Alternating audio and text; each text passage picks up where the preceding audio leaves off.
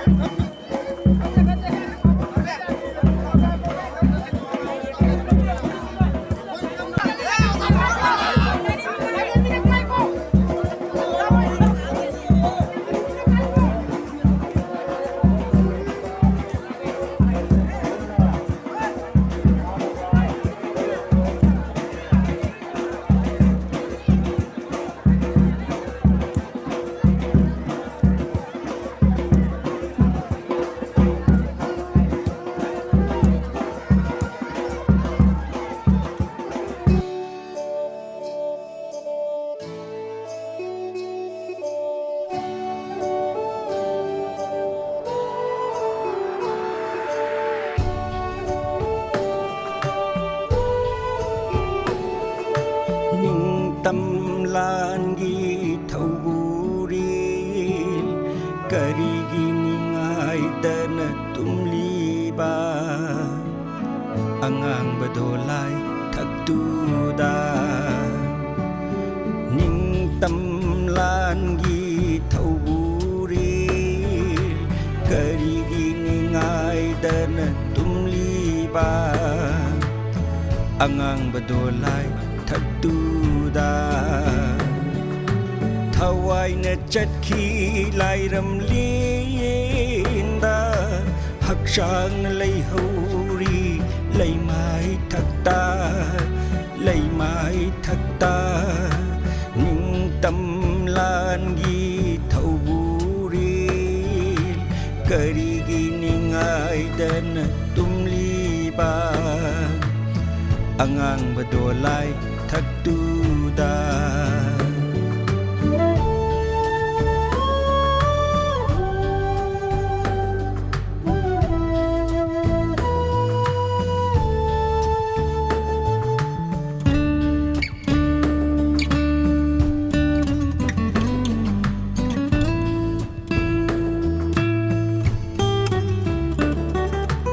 Leibak ke hujuk oiriba phibam masida Kugi Lebang Ningbi Say Sisu Namolution Jarakle, Ado Say Siam Tuna, Mayam Namating, Tobiragadi, Elisiam Tuna Tobayabagi, Kudong Sabadi, Lady Haina Miamda, Apam Simtangasum, Masigi YouTube, Kutangs the Kudong Sabalora Tamsari.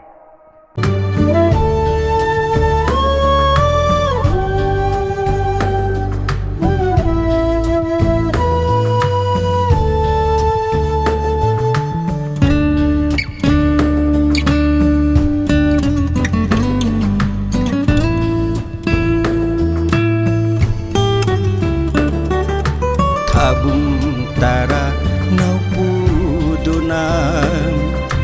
ꯇꯥꯏꯕꯪꯅꯤꯀ ꯊꯣꯔꯛꯄ ꯊꯥꯕꯨꯡ ꯇꯔꯥ ꯅꯧꯄꯨꯗꯨꯅ ꯇꯥꯏꯕꯪꯅꯤꯀ ꯊꯣꯔꯛꯄ 이마기 콤랑따나 짜우락빠 둥기윤부리 아토바 라이라 강포 타도도나 샷키바니 쿠나시기 하잉기다마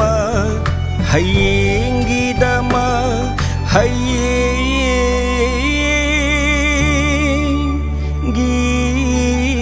Gidama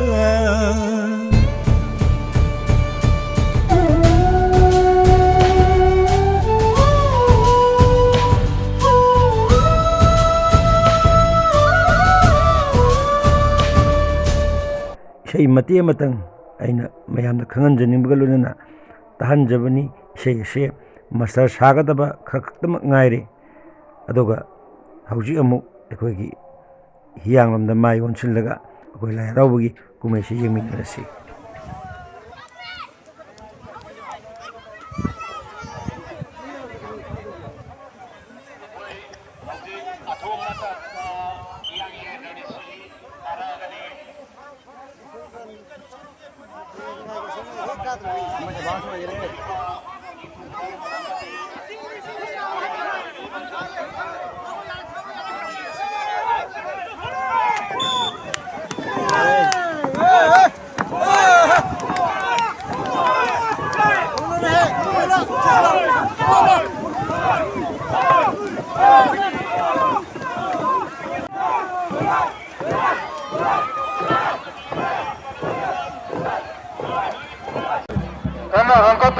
Hangkapiro, Hiroyanima, Awa, Tinino, Ibuda, Ringo, Tavani, Kana, Hangkapiro, my name is Tadori. Ano pa ba name?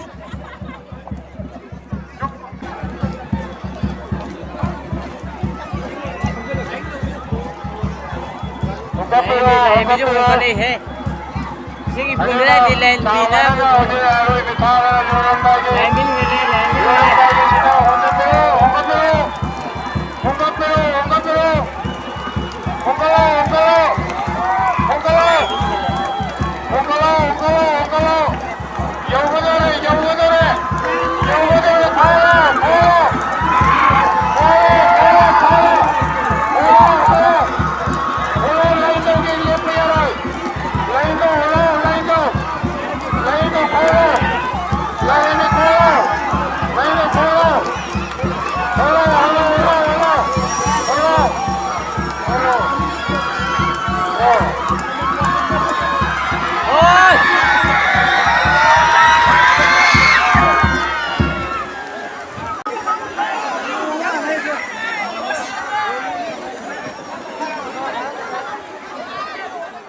Kongba lam yengba sabal lam thokpa haiba thorom asiga mari lenana pangthokliba ibudau event dogi hiyangi kumai ase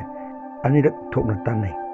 ahanbada khogi laning thokna kai aduga ani subadan laire mina amu kai maram asina ibudau event do anigi hiyang kumai se sumna pangthoi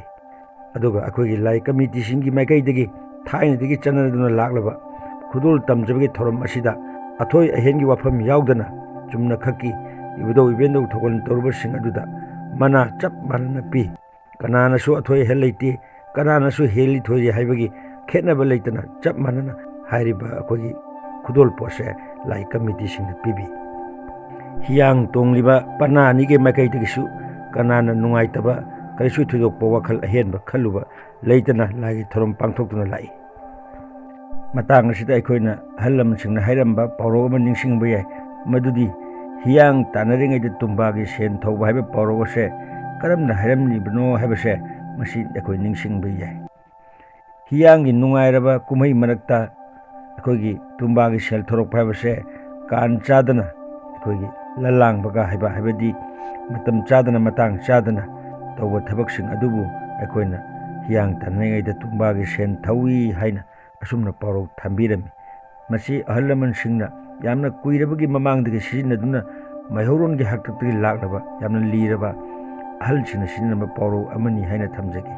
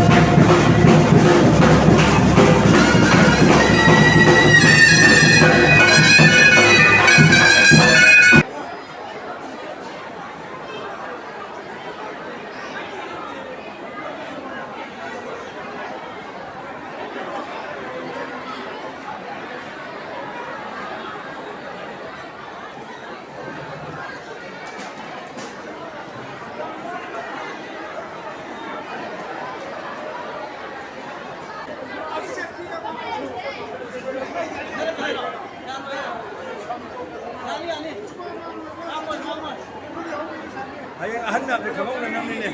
Sumay-sumay haraw dito.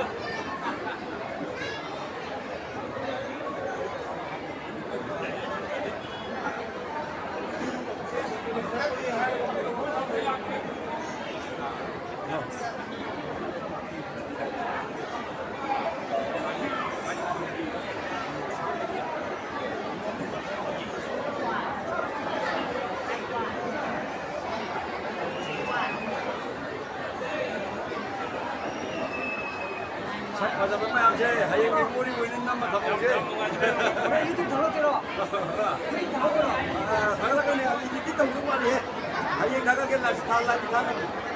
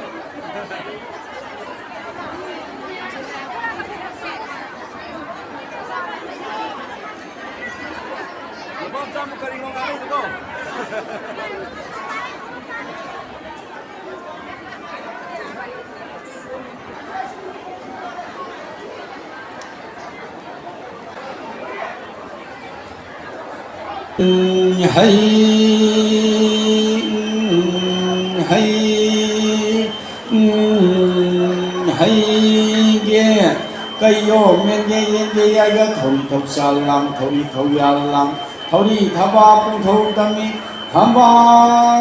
ma bul lang de numi pung thau tami numi ma bul lang de yawa pung kham san pung thau ma dan pi saki kunja palu thogi nong ya palu thogi nanari tinari hai Nahanung tekpi moksa kaurel masan sa pugai segai bana Piji pinatun humlam lam babu thori thausalam thori thauyalam thori thaba pung thau tami hamba ma mulangande numi pung thau tami numi ma mulangande yawa pung khang sa gi pung thau mathang pizagi kumja palu thoge nong ya palu thogi nganari tinari hai singui bungo lining thau udo nong saba imai be udo bendo ani maki maphamda ngasi ko ro ya ya phaban mi thabi bana chingje laba thaba bana nong daba thoba mi sak te kraba udo bendo ani maki halau section tamjarak pa thudum kumi chamarak pa ngasi ga tha mi simbum ni pani selek press Nadarim na pun pun na sangga sida lejeron na pare na pun na ngasi hiang tanar ko sida lain tho pana ani mangene hiang tanar ko sida ngasi nachu hipung tho singna soi kiba lang kiba aran hite yaw masugdo pan panda tabang mapongi do pang na pamba tabang mapok na pongi bana khangda bana mi tam uda bana mapala Budoi pindo ni maki mohon da sui kiba lan kiba ram ehi kya supiji ne pinan hu kiba yaw sipdo pag na panma tan mo pung ni hara na singu na nga thoki nga piramo na kan thoki maktabu kan biramo da na dairin puna makta sai kumja sida ye na tu khang la ka do turi dei se ge do puna makti haure khana pang ngai da ho yang na hu darabani apaba nu ngai ko kabyam puna man haure wang pang hoi lang na hu ge le hara kurau pano Hemba namu pung ni hemba kurau pina wapa nungai bi ai phago pulsi ko nung sama mo tu pini biramo se ngasi ha ko korong nahan mi sumuti le masu lai pun mo sumuti ko nari sumulai ko nari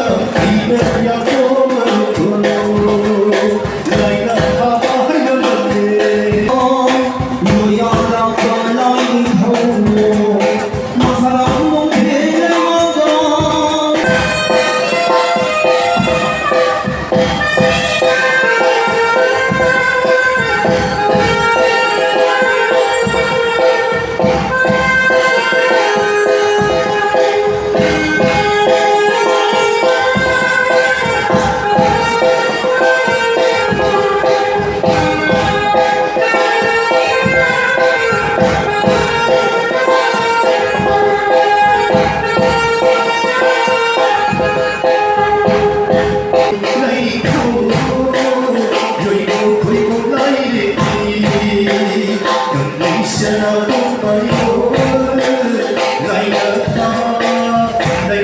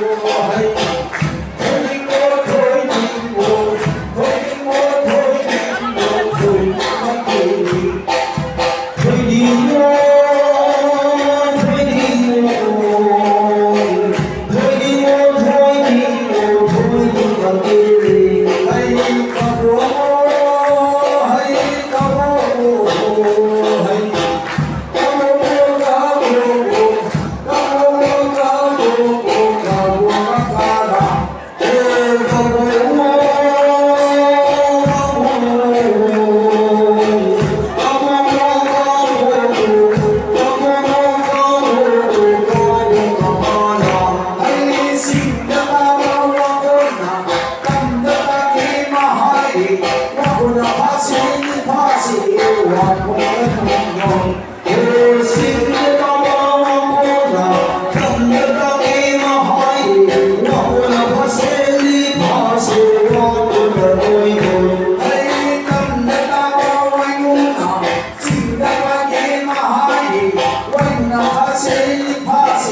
bỏ lỡ